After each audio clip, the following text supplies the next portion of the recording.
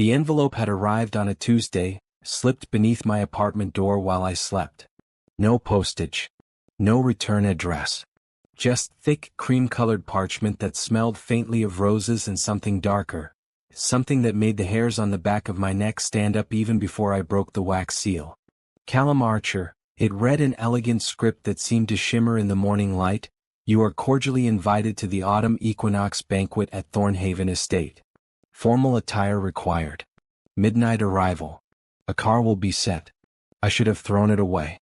I should have laughed it off as some elaborate prank from my university colleagues who knew I spent my weekends buried in folklore research and Gothic literature.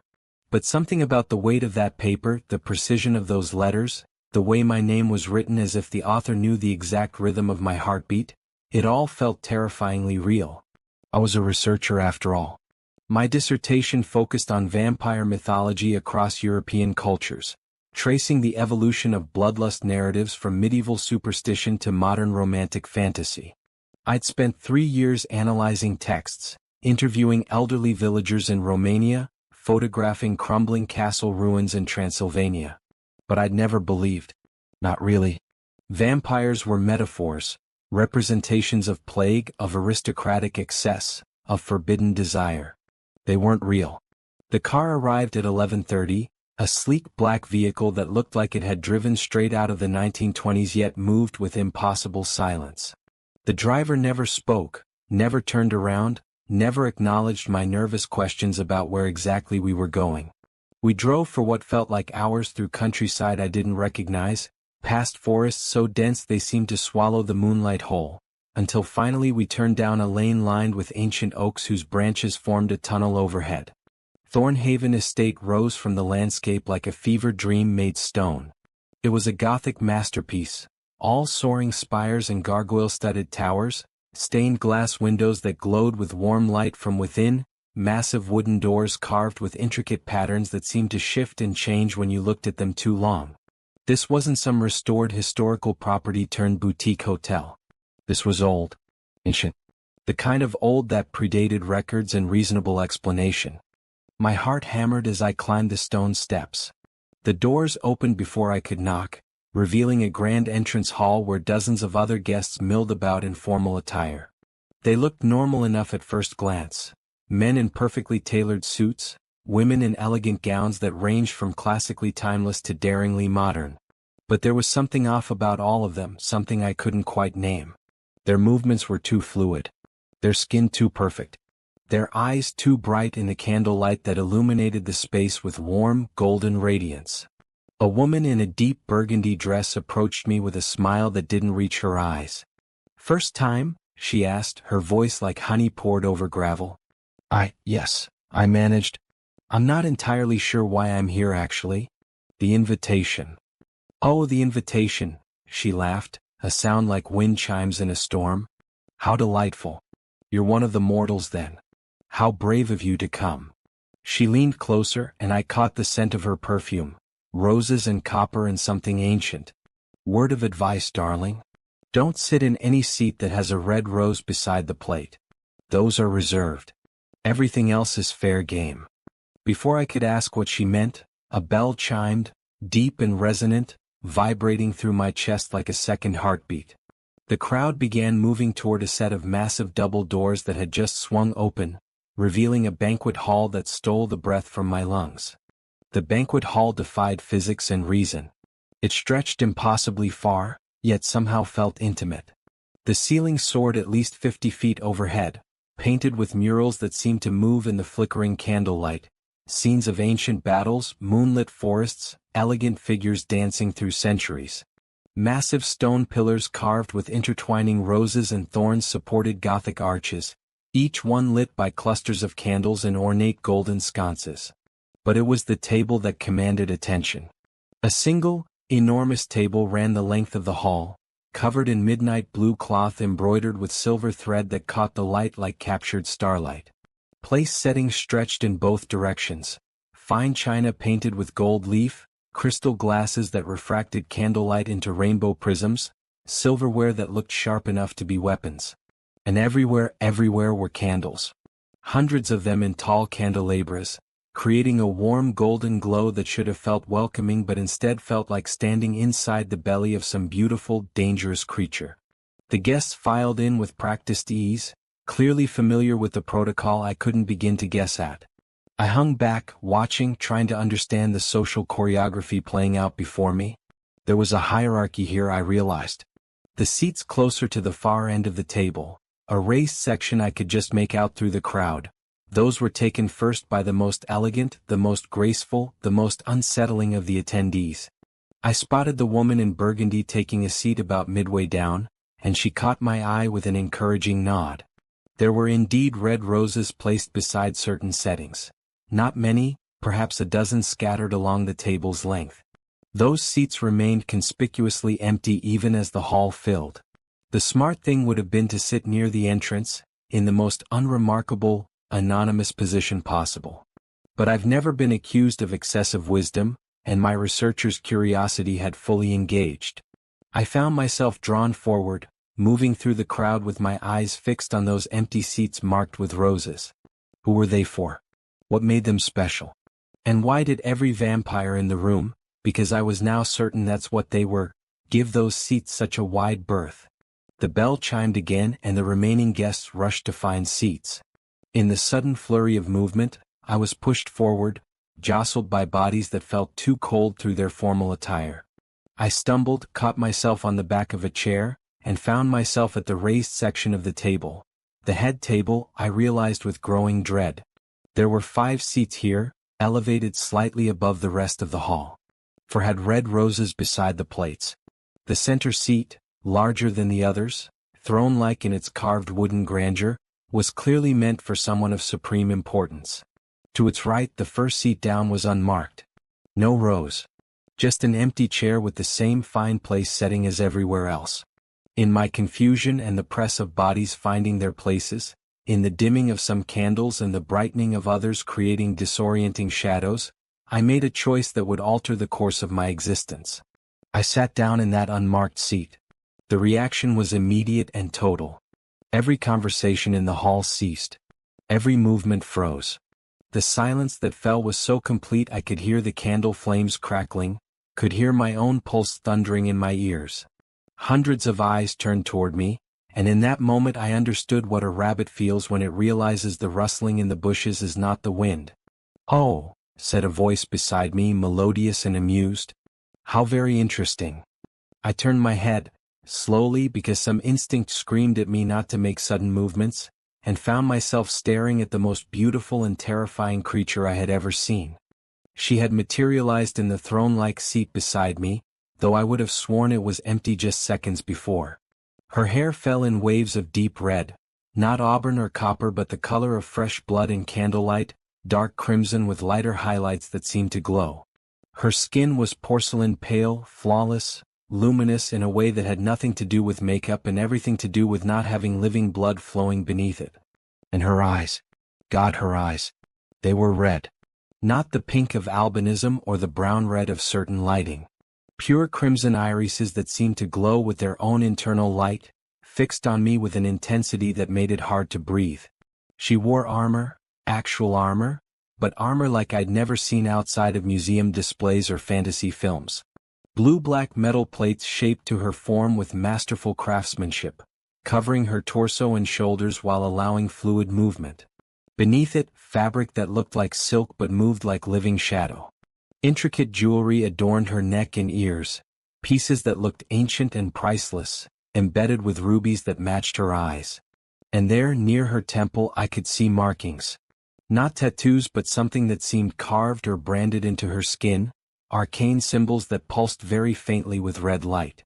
She was looking at me the way a cat looks at a bird that has just flown into its cage. "You," she said slowly, and her voice carried through the silent hall with perfect clarity, "are either the bravest human I have encountered in 3 centuries, or the most foolish." She tilted her head, studying me with those impossible eyes. I confess I'm not yet certain which. My mouth had gone dry. I tried to speak, failed, tried again. There was no rose. I thought. "No rose," she repeated, and a smile curved her lips, not friendly but not entirely cruel either. Intrigued, perhaps. No, there wouldn't be. This seat is not marked for a chosen guest. This seat is marked by its proximity to mine.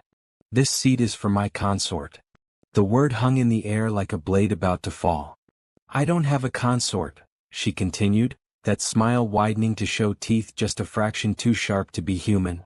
I have never chosen one, despite considerable pressure from my family and court. I am Seraphina Drakenmore, third daughter of the Eternal King, Princess of the Northern Covens, Commander of the Crimson Guard, and the most decorated warrior in 600 years of vampire history. She leaned closer, and I could feel the unnatural cold radiating from her like winter-made flesh. I have killed demons, humans, and other vampires in numbers that would break your mind to contemplate. I am called the Blood Rose, the Thorn Crown, the Death Maiden. I am, as your people might phrase it, not one to fuck with. She paused, her crimson eyes searching my face for something I couldn't name. And you, little mortal, have just sat in the seat reserved for whoever I choose to bond with for eternity. According to the ancient laws of our kind, laws older than your civilization, this constitutes a claiming. You have, quite literally, seated yourself in the position of my intended. That dangerous smile returned. Congratulations, Callum Archer. You're engaged. The hall remained frozen in that terrible silence for what felt like hours but could only have been seconds. Then, like a spell-breaking sound rushed back in, gasps, whispers, a few nervous laughs, and from somewhere near the back, a single pair of hands beginning to clap. Others joined in, and within moments the entire hall erupted in applause that felt more like mockery than celebration. I couldn't move. Couldn't think. My mind kept trying to process what Seraphina had just said, but the words slid away like water on glass. Engaged. Ancient laws. Claiming. None of it made sense. I just sat in an empty chair. That couldn't possibly be enough to... Protocol dictates, Seraphina announced, her voice cutting through the noise with ease, that we allow the accidental claimant to speak in their defense before the council convenes to determine if the bonding ritual shall proceed or if mercy shall be granted in the form of immediate death. My head snapped toward her. Death. Of course, she said, as if this were the most reasonable thing in the world. You cannot be permitted to leave with knowledge of our gathering, our identities, our existence. The choices are simple. Bond with me and live among us forever, or die tonight with honor and have your body returned to your home with fabricated evidence of natural causes. She picked up her wine glass, filled with something too dark, too thick to be wine, and took a delicate sip. Personally, I find the bonding option far more entertaining, but the choice is technically yours. The world tilted. This couldn't be real. I was going to wake up in my apartment, A hand fell on my shoulder, cold even through my jacket, and I looked up to find an older vampire standing behind me. He was tall, distinguished, with silver hair and eyes like chips of ice. Lord Callum, he said with heavy formality that dripped with barely concealed contempt, you will please rise and address the assembly. I'm not a lord, I managed, my voice embarrassingly shaky. I'm a graduate student. There's been a mistake. The mistake was yours, he replied coldly. But the consequences belong to us all. Rise. Seraphina made a small gesture with her hand, and I felt compelled, not magically but by sheer presence, to obey. I stood on legs that felt like water, turning to face the sea of undead nobility before me. They watched with expressions ranging from amusement to outrage to cold calculation. I saw the woman in burgundy near the middle of the table. She was smiling, but it was the smile of someone watching a gladiator about to enter the arena. My voice cracked. I cleared my throat and tried again. I didn't know. I'm not familiar with your customs. In my defense, there was no marker at this seat. Because no marker should have been necessary, someone called out from the crowd. No one in their right mind would sit beside the Death Maiden uninvited. He's mortal, Christoph, another voice countered. How would he know? Which is precisely the point. A woman stood, her gown shimmering like oil slicks.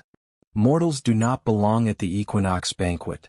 Their presence is permitted only by specific invitation and only in designated areas. The fact that he reached the head table at all suggests either incompetence in our security or conspiracy. The word sent a ripple through the crowd. Conspiracy.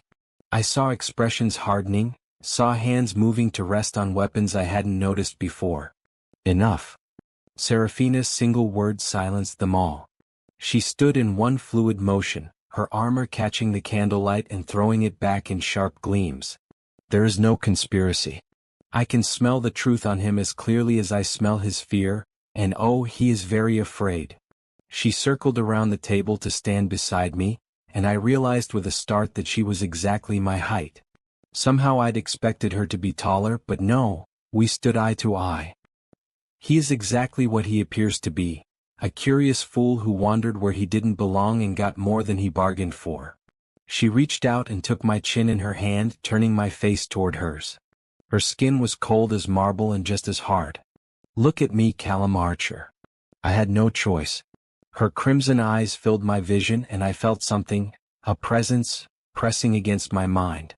Not violently but firmly, like fingers turning pages in a book. I tried to resist, but it was like trying to hold back the tide. He is a researcher, she announced to the hall, though her eyes never left mine. He studies us, our mythology, our folklore. He has spent years trying to understand creatures he believed were fiction. The invitation found its way to him through, a smile curved her lips. Through the mischief of my younger brother, it seems. Dear Lucian thought it would be amusing to invite a vampire scholar to an actual vampire banquet. The boy never did learn subtlety. She released my chin and I stumbled back a step, my head spinning. She'd been in my mind. She'd read my memories like they were words on a page. So we have established, no conspiracy, simply stupidity, both the mortals and my brothers. The question remains, what do we do with him? Serafina turned to face the assembly, and I realized with a chill that she was enjoying this. The attention, the drama, the power. By law he has made a claim. Whether he intended to or not is irrelevant. The seat was taken. According to the Accords of the Third Covenant, established in 1347 following the Blood Summit, any person who seats themselves in the consort position beside an unbonded vampire noble is considered to have issued a bonding challenge. My lady, the silver-haired vampire behind me spoke up. With respect, that law was written for vampire challengers seeking to prove their worth. It was never intended to apply to mortals who stumble about in ignorance. And yet, Serafina countered, the law does not specify species. It says any person. The language is clear. She was smiling now, and I realized with dawning horror that she was actually considering this. Not as an inconvenience to be dismissed, but as an opportunity. You can't seriously be considering bonding with a human, someone protested. You, of all vampires. The blood rose, bonded to mortal cattle? The temperature in the room dropped 20 degrees in an instant. Serafina moved, and the vampire who'd spoken was suddenly pinned against a pillar 20 feet away, her hand around his throat. I hadn't seen her move. One moment she was beside me, the next she was there, and the candles between flickered wildly in the wake of her passage. Choose your next words carefully, Marcus, she said softly, dangerously. I am princess of this court by blood and by blade. I have earned my titles in combat against enemies you cannot imagine. If I choose to bond with a human, a rock, or a particularly interesting shrub, that is my prerogative and mine alone. Are we clear? He nodded frantically and she released him, returning to my side in another blur of movement. The hall was silent again, but this time the silence held a different quality. Fear, respect, and something else, anticipation. I will bond with him, Serafina announced, and those 5 words sealed my fate. Not because I am required to, but because I choose to. It has been suggested repeatedly by my father and the court that I should select a consort. I have refused every suitable vampire presented to me over the past 2 centuries. Perhaps, she looked at me and something flickered in those crimson eyes, something that might have been curiosity or might have been amusement. Perhaps it is time I try something different. She raised her voice, addressing the entire assembly. Let it be known, I, Serafina Drakenmore, claim Callum Archer as my intended consort. The bonding will take place 1 month hence, on the night of the blood moon as tradition dictates. He will be given the choice on that night to complete the bond or refuse it, and accept death as the consequence of refusal. Until then he is under my protection. Any who harm him answer to me." The silver-haired vampire stepped forward. "My lady, he cannot stay in the mortal world knowing what he knows." "Agreed," Serafina said calmly. "He will reside at Thornhaven Estate as my guest. His absence from the mortal world will be explained. I leave those details to the Veil Keepers." She looked at me again and I saw iron in her gaze. "You have 1 month to decide if you wish to become immortal and spend eternity at my side or die with honor. I suggest you use that time to understand exactly what you've gotten yourself into." Before I could respond, before I could protest or question or scream the 1,000 objections crowding my throat, she gestured to the silver-haired vampire. "Aldrich, see that he's given suitable quarters and appropriate attire. Make sure he understands the basic rules. Stay on the estate grounds, avoid the lower crypts, don't enter any room marked with blood sigils, and for the love of darkness, don't go wandering the gardens at night. The roses are carnivorous." "Carnivorous roses?" I repeated numbly. "This is a vampire estate, dear Callum," she said, amusement coloring her voice. "Did you expect petunias?" She turned to address the assembly once more. "Now, if we're quite finished with this evening's entertainment, I believe we have a banquet to attend. Please everyone be seated. Let us eat, drink, and celebrate the fact that our court has just become significantly more interesting." The banquet proceeded around me like a fever dream. Servants, pale, silent figures who moved with the same unsettling grace as the nobles, brought course after course of food I couldn't identify. Meats that were too rare, practically still bleeding. Fruits that seemed to pulse with their own heartbeat. And wine. So much wine, dark as blood, thick as syrup. I didn't touch any of it. My stomach had closed up tighter than a fist. Serafina ate sparingly, taking small, precise bites and watching me with those unnerving crimson eyes whenever she thought I wasn't looking. Conversation flowed around us. Other nobles leaning across the table to discuss politics and territory disputes and things I didn't understand. Names of covens and bloodlines, references to events that happened centuries ago discussed as if they were recent news. "You should eat something," Serafina said quietly, midway through what might have been the 7th or 8th course. "You're already pale enough. Any more and they'll mistake you for one of us." "I'm not hungry," I managed. "Fear has a way of killing appetite," she acknowledged. "Still, you're no good to me if you collapse from starvation before we reach your quarters." She made a subtle gesture, and one of the servants appeared at my elbow with a plate of something that actually looked normal: bread, cheese, fruit that didn't pulse. "This is safe for human consumption. Eat." It wasn't a request. I ate mechanically, tasting nothing, my mind still spinning in circles trying to find an exit from this nightmare. There had to be a way out. Had to be an explanation, a loophole, something.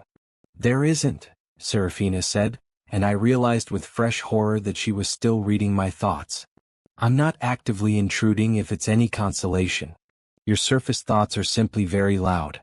Fear makes mortals broadcast." She took a sip of her wine, or whatever it was. "The law is clear and has been upheld for nearly 700 years. There is no loophole. There is no appeal. You sat in the consort seat. A claim was made. But you could release me from it," I said desperately, keeping my voice low so the other nobles wouldn't hear. "You're the one who was claimed. Surely you can just unclaim me?" "I could," she agreed. "But I won't." "Why?" The word came out sharper than I intended, edged with hysteria. "Why would you want a bond with someone who doesn't want it? Someone you don't even know?" She was quiet for a moment, swirling the contents of her glass and watching the candlelight refract through the liquid. When she spoke, her voice was softer than before, almost contemplative. "Do you know what it's like to live for 600 years, Callum? To watch empires rise and fall? To see everyone you might care about wither and die or become so ancient they forget what it means to feel anything at all?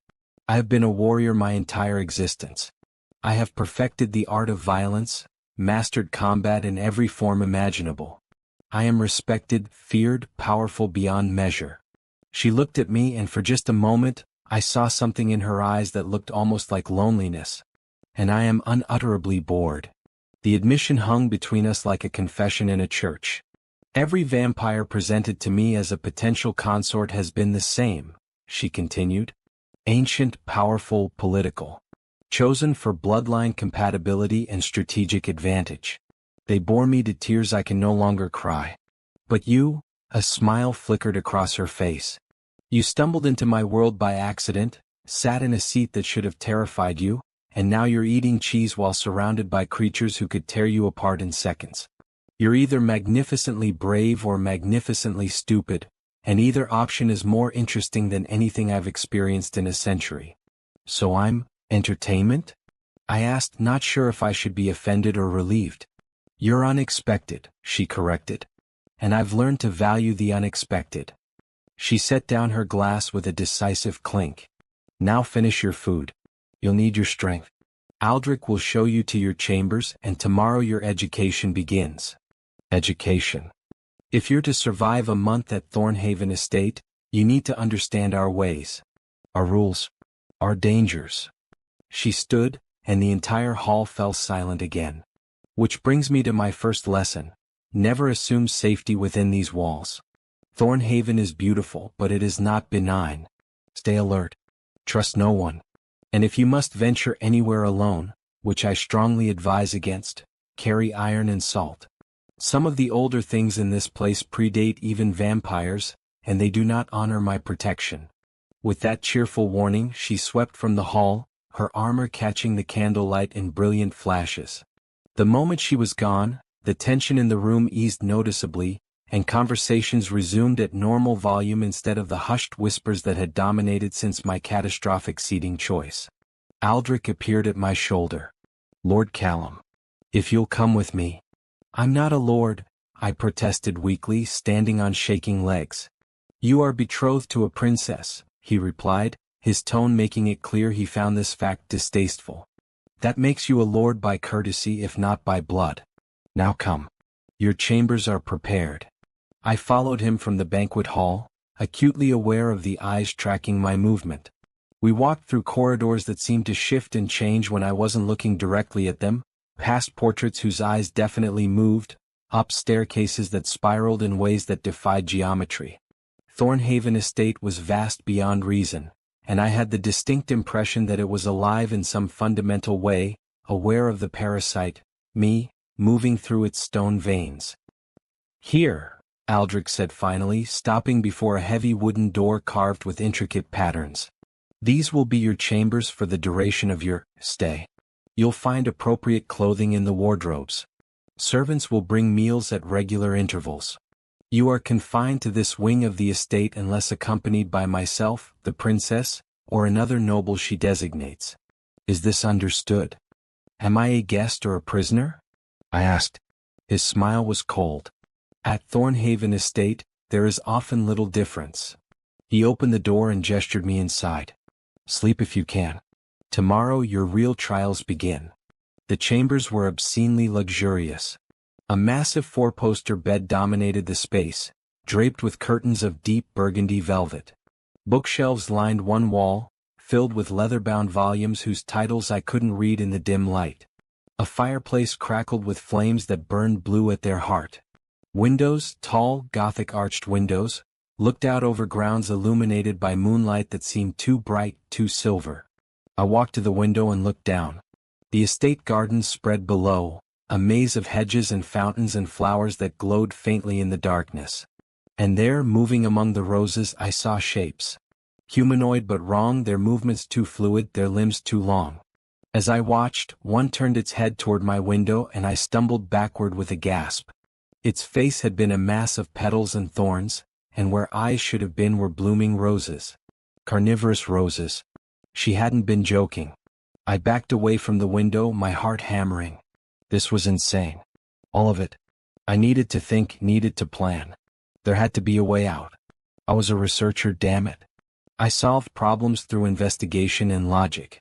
Surely that same approach could free me from an engagement to an immortal warrior princess. The absurdity of that thought actually made me laugh, a sound edged with hysteria. I sank onto the bed, my head in my hands, and tried to organize my spinning thoughts. Facts. What were the facts? 1. Vampires were real. All my years of research had been studying actual history, actual creatures, not mythology. 2. I had accidentally invoked some kind of ancient bonding law by sitting in the wrong chair. 3. I had 1 month to decide between becoming a vampire and spending eternity with Serafina Drakenmore, or dying. 4. There was a third option. There had to be. I just had to find it.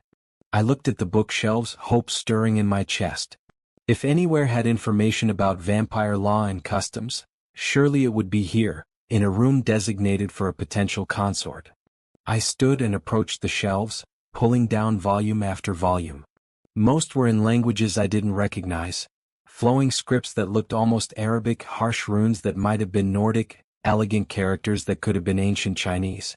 But finally I found one in Latin, a language I'd learned from my research. Codex Sanguinum, the laws of blood and bond. My hands shook as I opened it.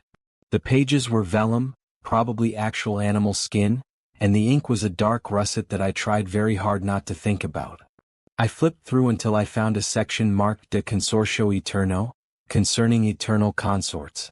I read through the night, the fire burning low and then flaring back to life without any intervention from me, as if the room itself wanted to help my research. What I learned didn't comfort me, but it did clarify my situation. The law was indeed absolute. Sitting in the consort seat constituted a claim that could only be resolved through bonding or death. But there were footnotes, subclauses, exceptions written in cramped text at the margins of pages. One caught my attention. If the claimant shall prove themselves unworthy through cowardice, dishonor, or fundamental incompatibility of spirit, the bond may be severed prior to the ceremony without consequence of death, provided both parties agree to the dissolution.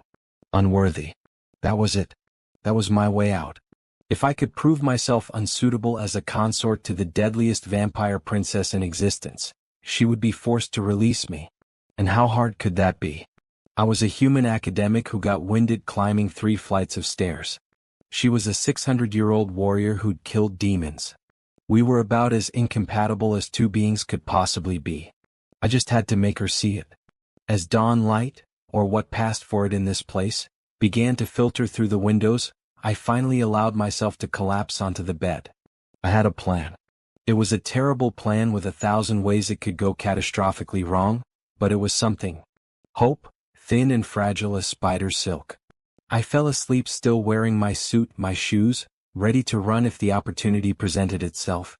Outside my window, the carnivorous roses swayed in a wind I couldn't hear, and somewhere deep in the bowels of Thornhaven Estate, Serafina Drakenmore smiled in her chambers, perfectly aware of everything her new intended had just read and planned. This was going to be far more entertaining than she'd expected. I woke to someone clearing their throat pointedly. My eyes flew open to find Aldrich standing at the foot of my bed, his expression suggesting he'd found a dead rat in his breakfast. "It is past noon," he informed me coldly. "The princess requests your presence in the training courtyard." Training courtyard?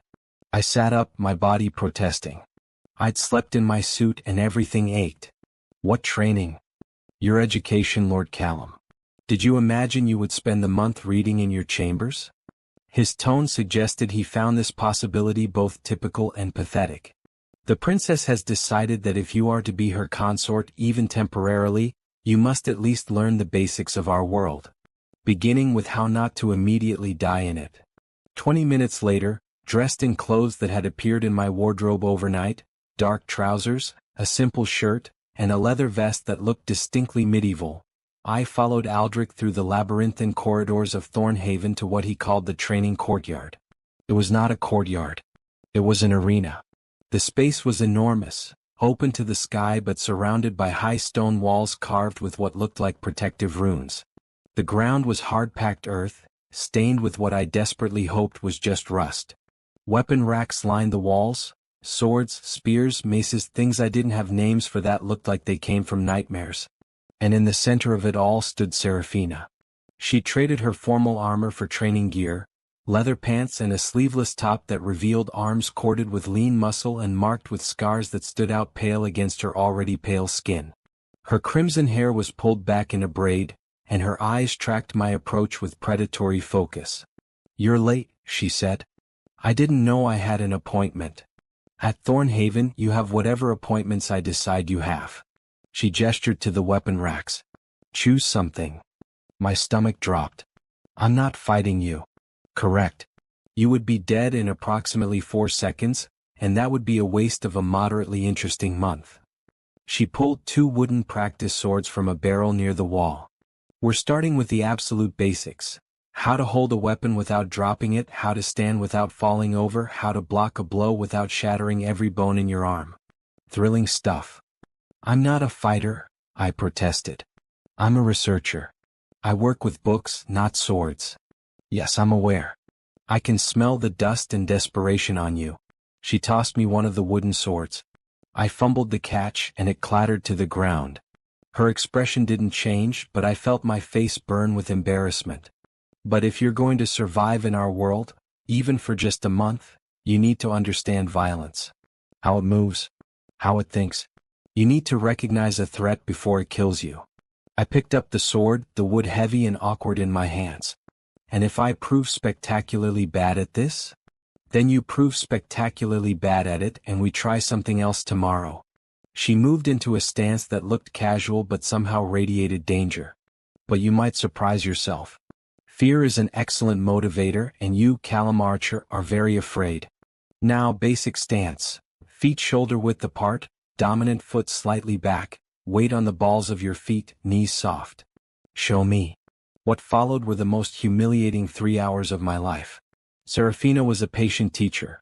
I'll give her that. But patience from someone who could kill you with their pinky finger felt less like kindness and more like a cat playing with its food.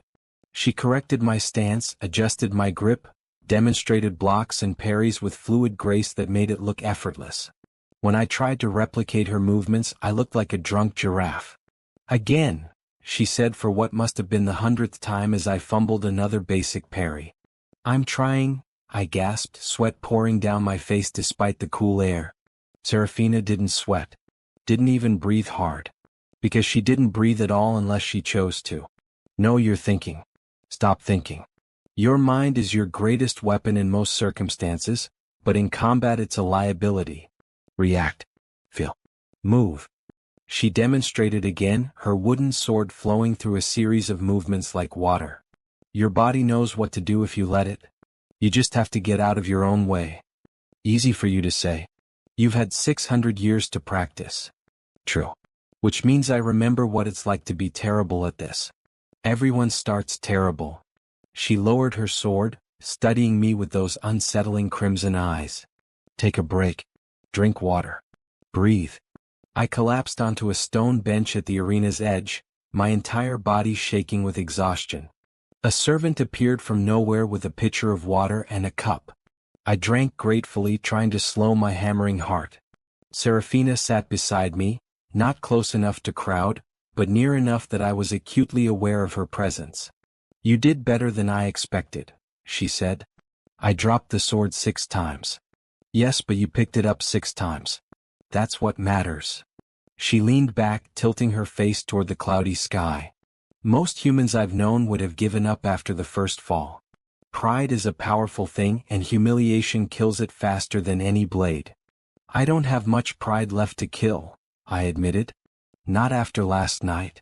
She laughed, a genuine sound that caught me off guard. No, I suppose not. Accidentally proposing to a vampire princess in front of 300 witnesses would humble anyone. The amusement faded from her face, replaced by something more serious. But you're still here. Still trying. That's more than I expected. Where else would I go? I asked bitterly. You said yourself I can't leave.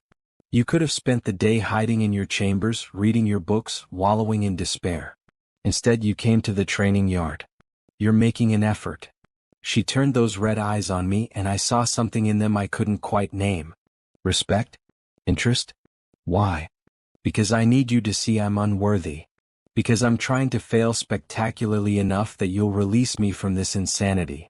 But I couldn't say that. She might still be able to read my thoughts and that would ruin everything. Because if I only have a month to live, I might as well learn something interesting, I said instead, which was at least partially true. She smiled and this time it reached her eyes. A pragmatic approach. I approve. She stood, offering me her hand. Without thinking, I took it and she pulled me effortlessly to my feet. Her skin was cold and smooth like polished stone. Come. Enough swordplay for today. I want to show you something. We left the training courtyard, walking through gardens that looked beautiful and deadly in equal measure. The roses grew in wild profusion, their blooms ranging from deepest crimson to purest white, and I kept my distance after spotting what looked like bone fragments in the soil beneath them. The estate has been in my family for over 1,000 years, Serafina explained as we walked. Every generation adds something new. My father built the eastern wing. My eldest sister created the reflecting pools. My brother, the one who sent you the invitation, designed the hedge maze, though I advise you never to enter it. Things live there that even we don't fully understand. Comforting, I muttered. She led me to a tower I hadn't seen before, somehow hidden behind a fold in the architecture that shouldn't have been possible. We climbed spiral stairs that seemed to go on forever, my legs burning with exhaustion from the morning's training. Serafina moved effortlessly, barely touching the steps, and I hated her efficiency almost as much as I was terrified of her. At the top, we emerged onto a circular observation deck, and the view stole what little breath I had left. From here, I could see the entire estate spread below like a map in 3 dimensions. The castle with its many wings and towers. The gardens with their geometric patterns and wild growth. The forest beyond, dark and deep and older than any human civilization. And in the distance, just visible through morning mist, I could see a town? Buildings with smoking chimneys, streets with carts and movement. That's Raven's Hollow, Serafina said, following my gaze. A human settlement under our protection. They know what we are. They serve us in exchange for safety from other, less civilized supernatural threats. It's an old arrangement, dating back to the Black Death when we offered shelter to those willing to live in a monster's shadow. They choose to live near vampires? I couldn't keep the disbelief from my voice.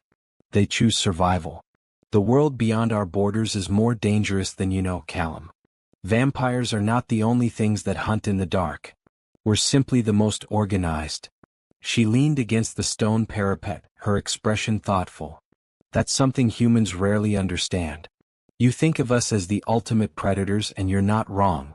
But we're also the barrier between you and things that would devour your entire species in a matter of years. We maintain balance. We enforce rules. We keep the real nightmares locked away. That's a disturbing thought, I said. The truth often is. She was quiet for a moment, then asked, "What were you researching? Before you came here?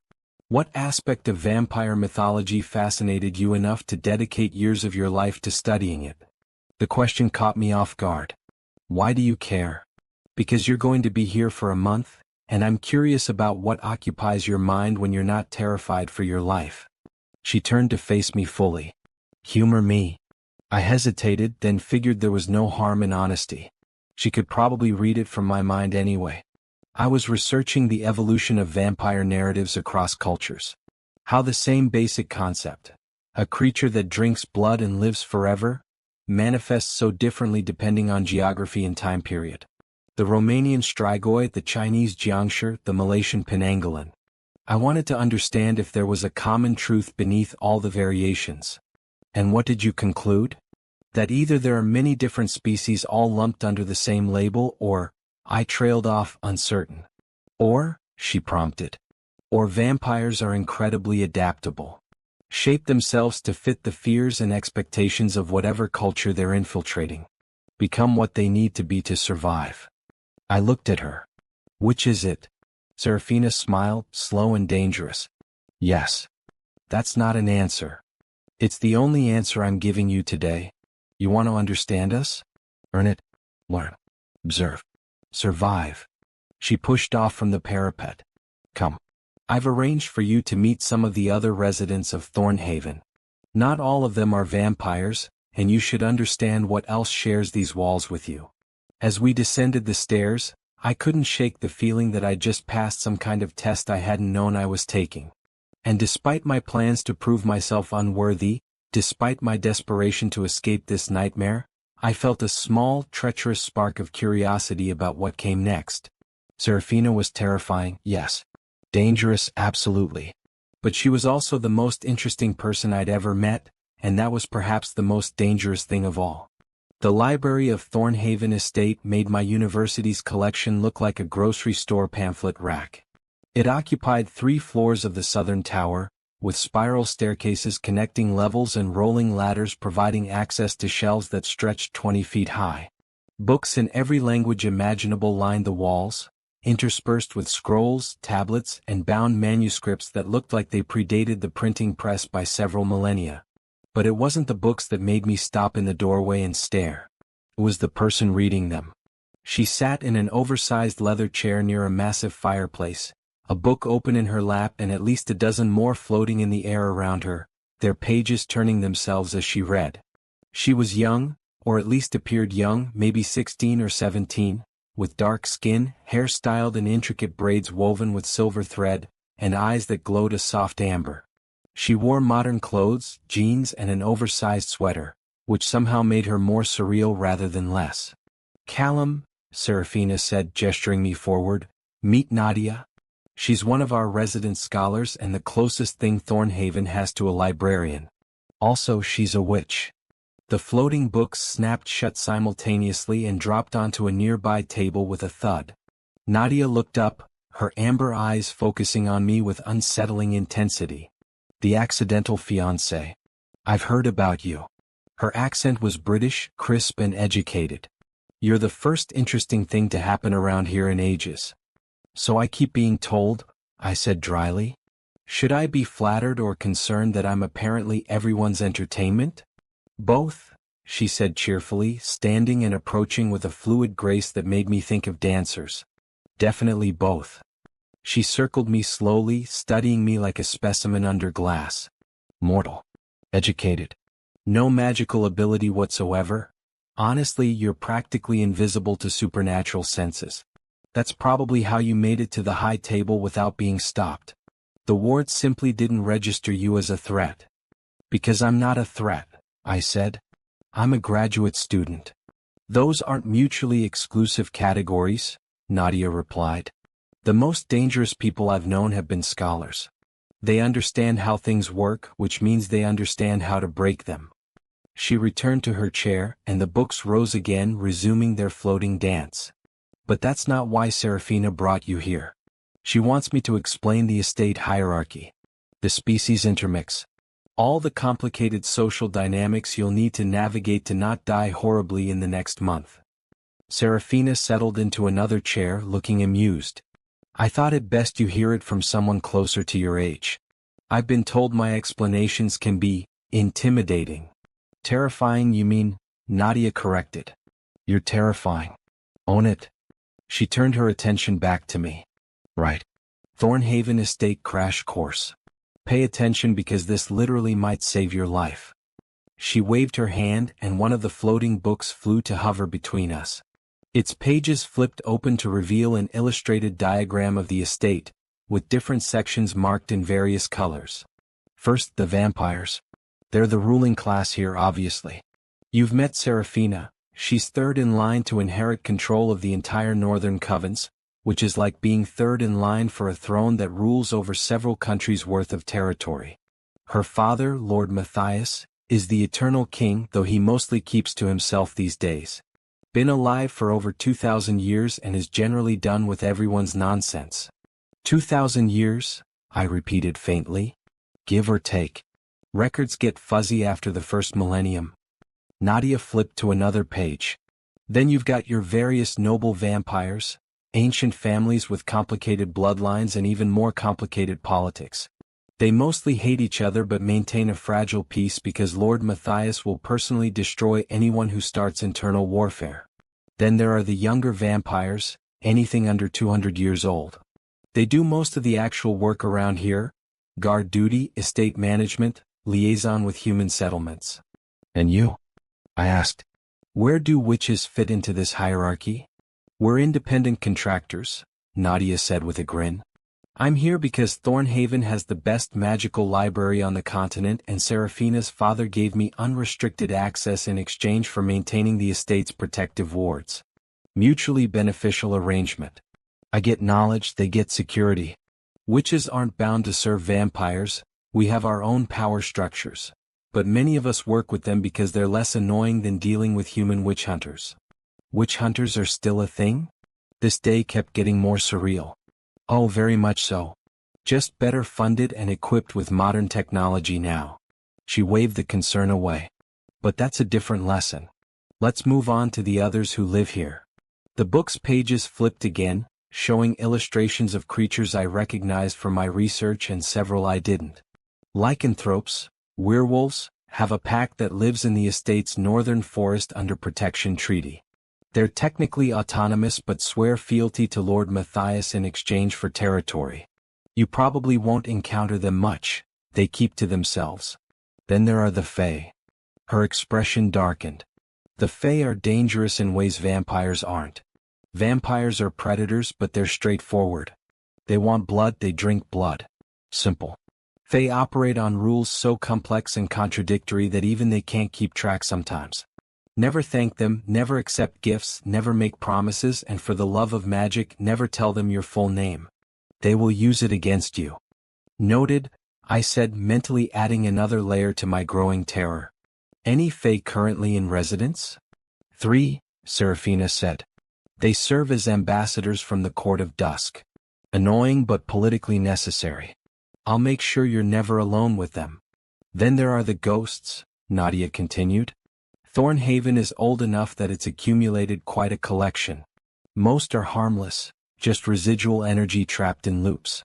But a few are sentient and can interact with the physical world.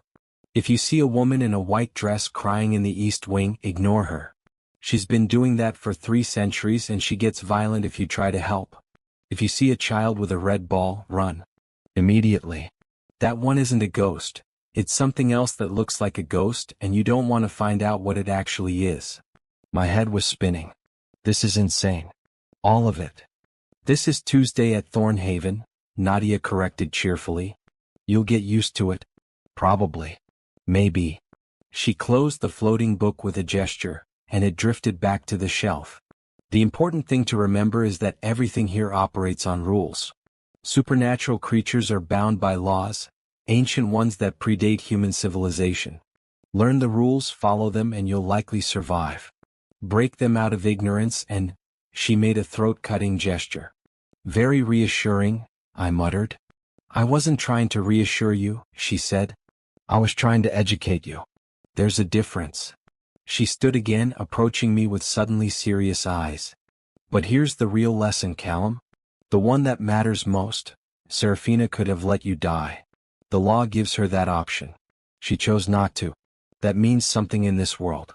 It means you're under her protection, which is one of the most powerful safeguards you could possibly have.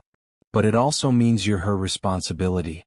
If you screw up, it reflects on her. So don't screw up.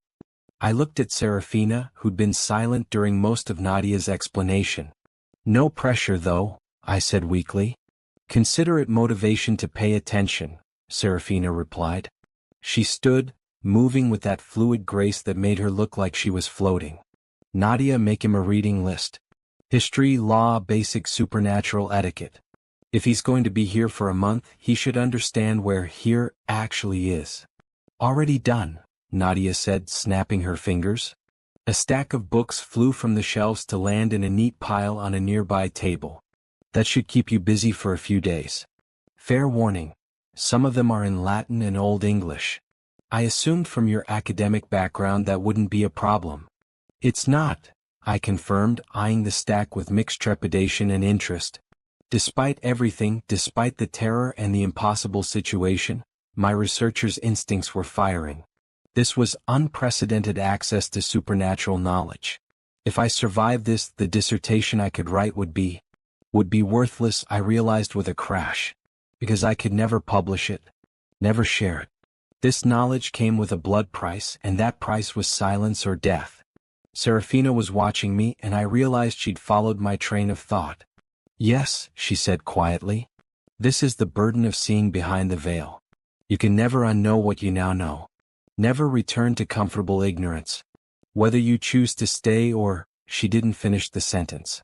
Didn't need to. I should get started on the reading, I said, desperate to change the subject, to do something that felt normal and safe.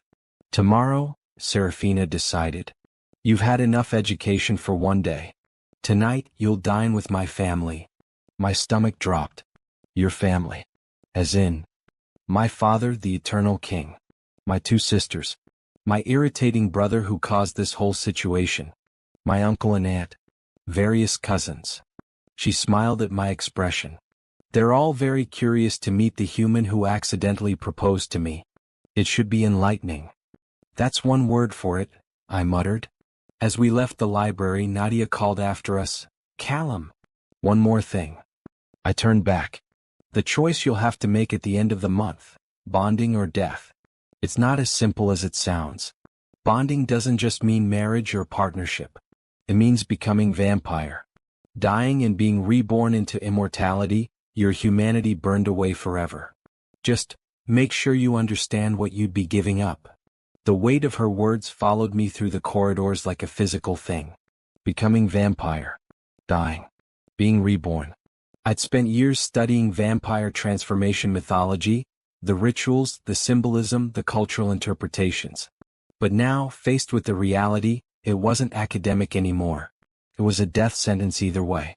Die and stay dead, or die and come back as something else. Something that would live forever but would never again be human. I thought of my life before this. My small apartment. My research. My plans for the future. All of it felt impossibly distant, like remembering someone else's memories. You're thinking very loudly again, Serafina observed as we walked. Sorry? It's been a lot to process. It has, she agreed. But you're handling it better than most would. You haven't completely broken down, haven't tried to run, haven't begged and pleaded. She glanced at me. You're stronger than you think you are. Or more in shock than I realize. Perhaps both. We reached my chambers and she stopped at the door. Dinner is at 8. Dress formally. And Callum?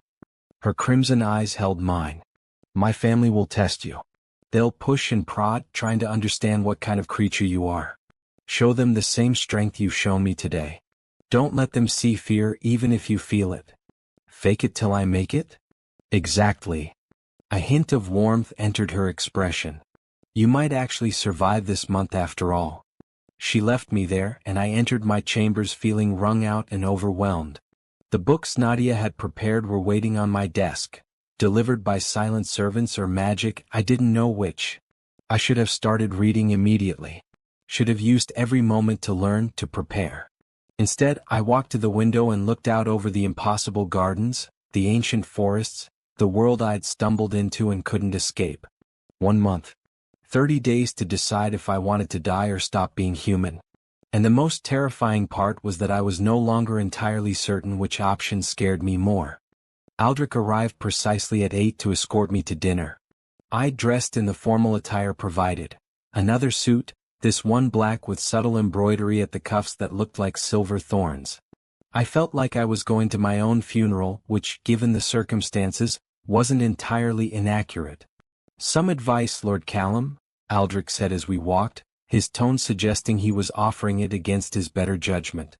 Lord Matthias respects directness. Don't try to flatter or manipulate, he's seen every trick in existence. Lady Evangelina, the eldest sister, will try to provoke you, ignore her. Lord Lucian, the brother who sent your invitation, treats everything as a joke. Don't take the bait.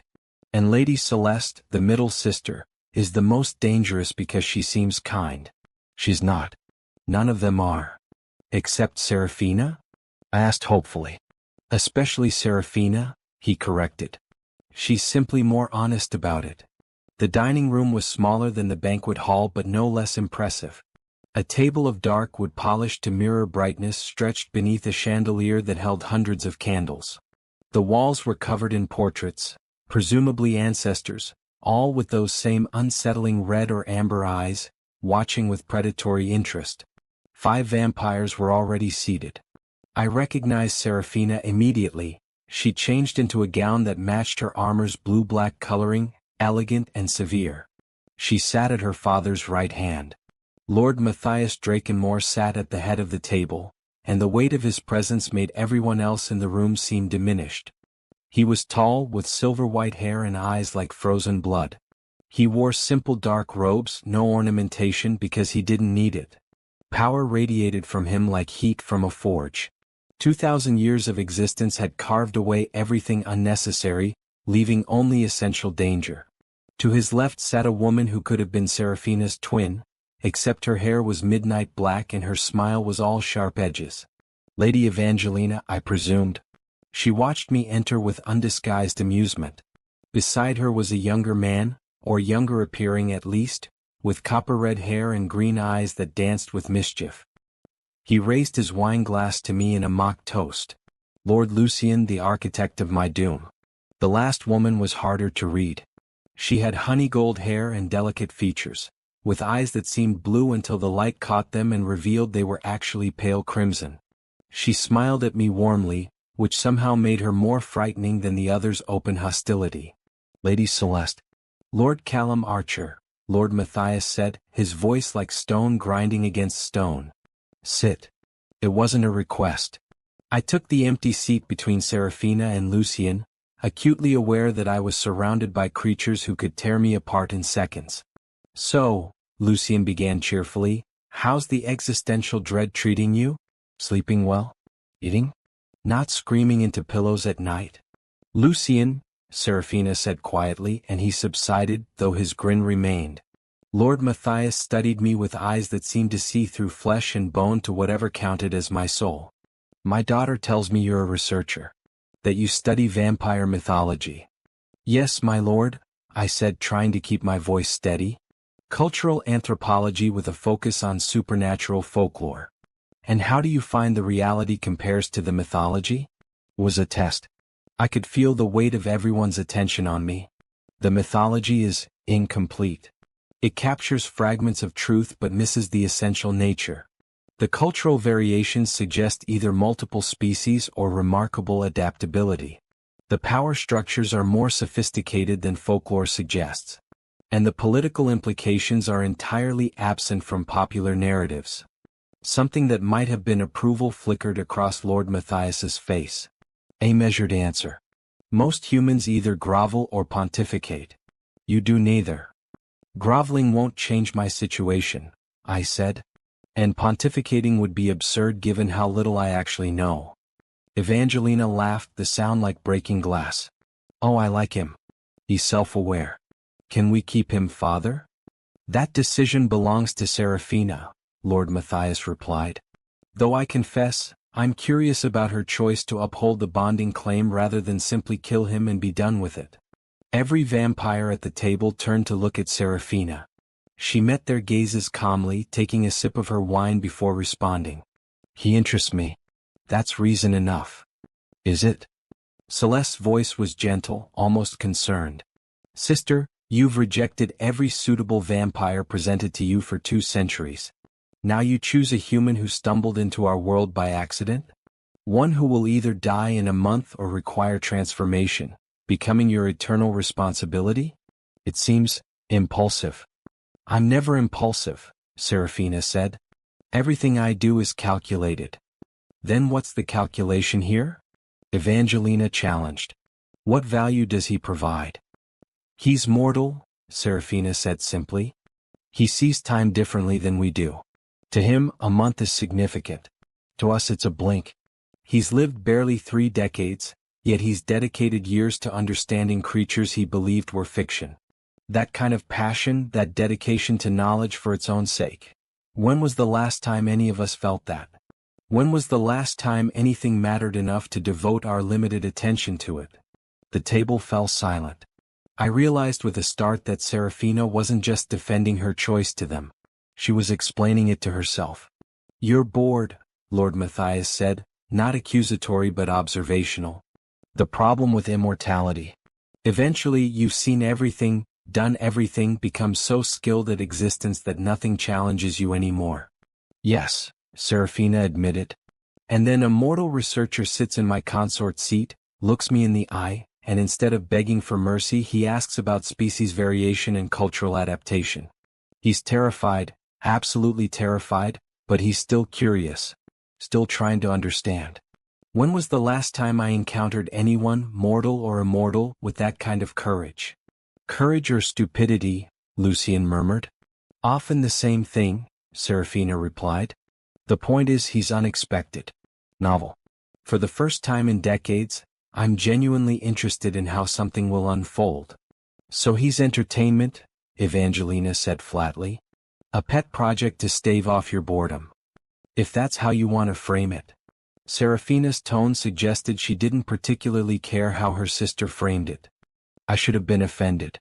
Should have been outraged at being discussed like an object, a curiosity, a temporary distraction for a bored immortal. But instead I felt something unexpected, understanding. Because wasn't that exactly what my research had been? My own attempt to find something interesting enough to dedicate my limited time to? The only difference was I'd thought I was studying mythology, not auditioning for eternal partnership with one of the subjects. Lord Matthias turned his attention back to me. You've been very quiet during this discussion of your fate. Do you have nothing to say? I took a breath, remembering Serafina's advice. Show strength. Don't let them see fear. Only that I understand the position I'm in. I made a mistake born of ignorance and the consequences are mine to bear. But I'm not going to pretend to be something I'm not to make those consequences easier. I'm human. Mortal. Completely out of my depth. If that makes me unworthy of bonding with your daughter, then so be it. But I won't grovel, and I won't lie about what I am to save myself. The silence that followed felt like standing on the edge of a cliff. Then Lord Matthias smiled, actually smiled, and it transformed his face from stern to almost kind. You'll do, he said simply. Serafina, if you're determined to proceed with this, you have my blessing. And Callum Archer, if you survive the month and choose transformation, you'll have my support in that as well. Father, Evangelina protested, you can't seriously approve of. I can and I do. His voice carried absolute authority. How many centuries have we tried to guide Serafina toward appropriate matches? How many ancient vampires have courted her, only to be rejected? If a mortal academic succeeds where our finest warriors failed, that tells me something important. We've been looking for the wrong qualities. Servants began bringing food, actual food for me and dark, thick drinks for the vampires. The tension eased slightly, though I remained hyper-aware that I was dining with apex predators who were being civil by choice, not necessity. Lucian leaned toward me conspiratorially. For what it's worth, I really didn't think you'd actually show up to the banquet.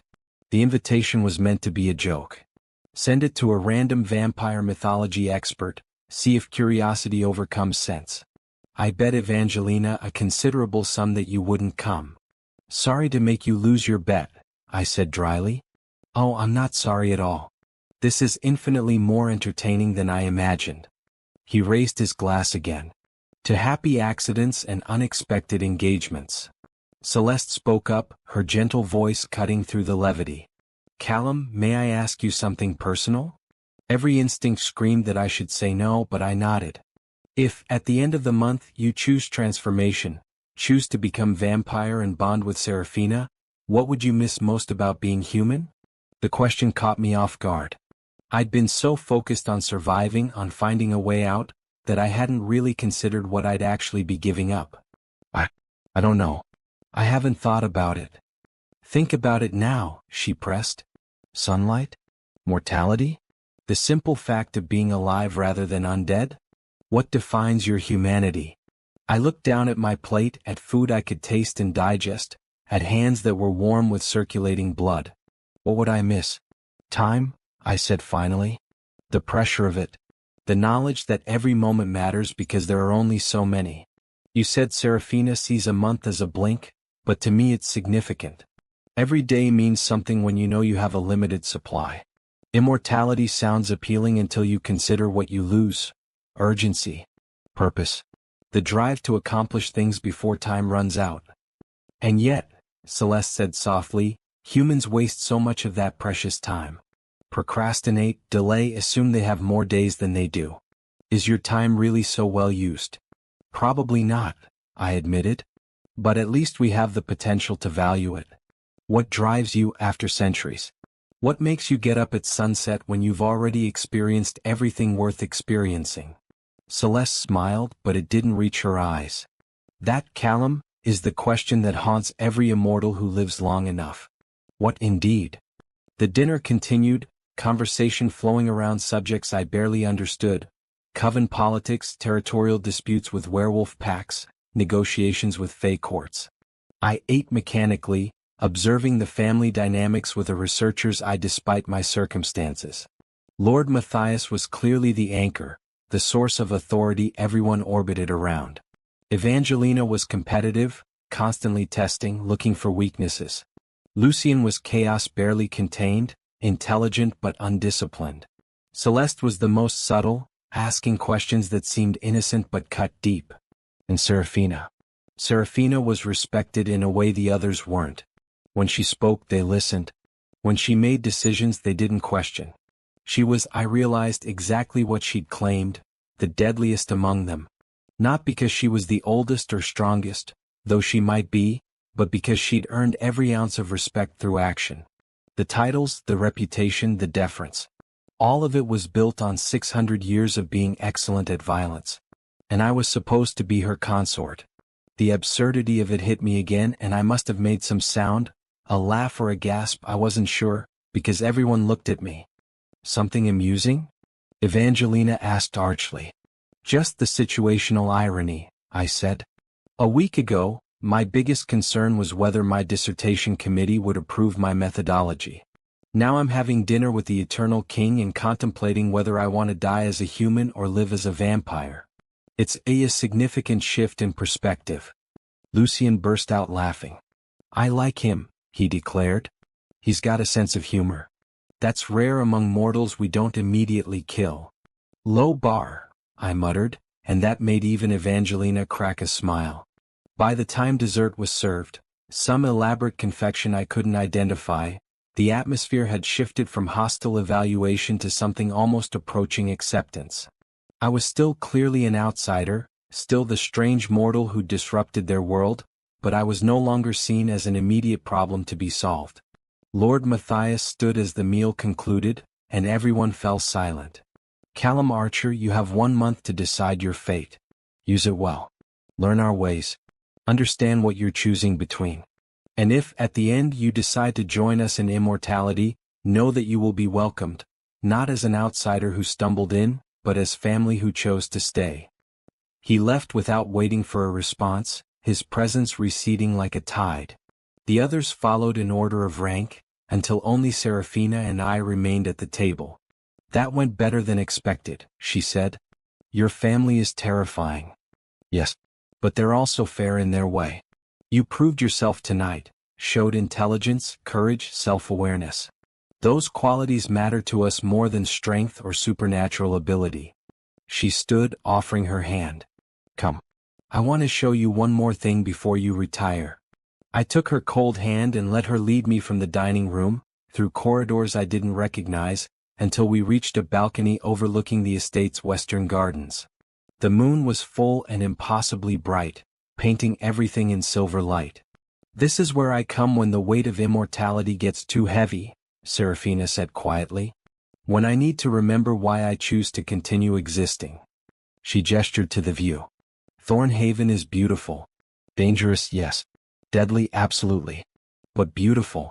And after 600 years, beauty still matters. That's how I know I haven't completely lost my humanity, or whatever vampires have instead of humanity. The capacity to appreciate something purely because it pleases the eye. I looked at the gardens, at the way moonlight caught the rose petals and made them glow, at the ancient trees swaying in wind I couldn't feel from here. She was right. It was beautiful. Terrifyingly, impossibly beautiful. Thank you, I said. For tonight. For giving me a chance to meet your family, to understand this world better. Don't thank me yet, she replied. You still have 29 days to survive. And tomorrow your real education begins. What's tomorrow? She smiled, and in the moonlight her fangs caught the silver glow. Tomorrow you learn what we actually do with eternity. Tomorrow you see why vampires aren't just predators but protectors. Tomorrow you meet the real monsters. And with that ominous promise, she left me on the balcony,